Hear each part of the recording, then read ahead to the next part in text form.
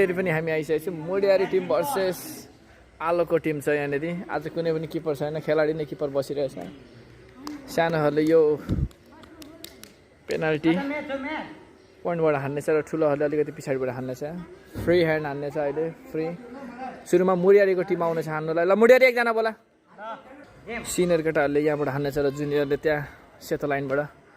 र सिनियरमा आइरहेछ Ivan Jha versus Alok Shah. ल गो।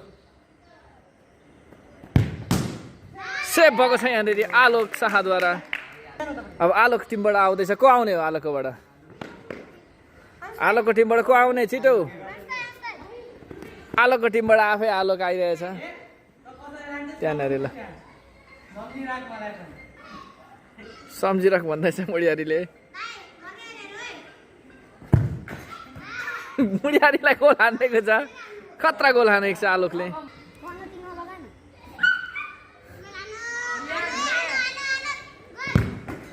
राम्रो गोल हानेको छ। निशान आइरहेछ हान्नुलाई। ल गो। 2मा 2 हानेको छ आलोकको टिमले।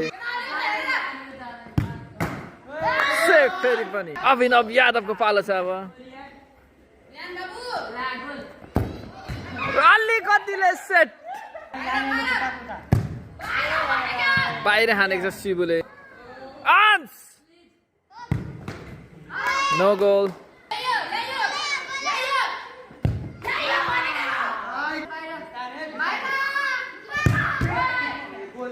सेभ। मुडियारीले हान्नै पर्ने हुन्छ र रोक्नु पनि पर्ने हुन्छ मुडियारीले। यो हान्यो भने 2 गोल हुन्छ।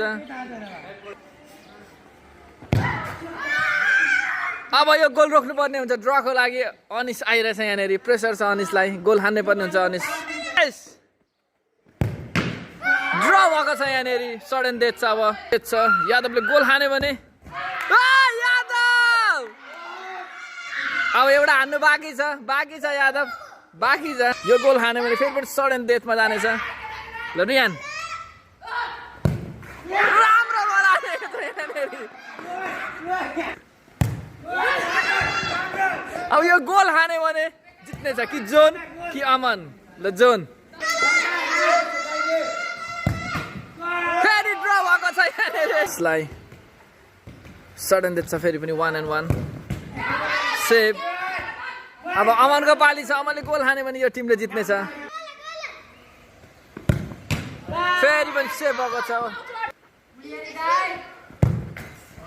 फेरि पनि आलोकले गोल हानेको छ।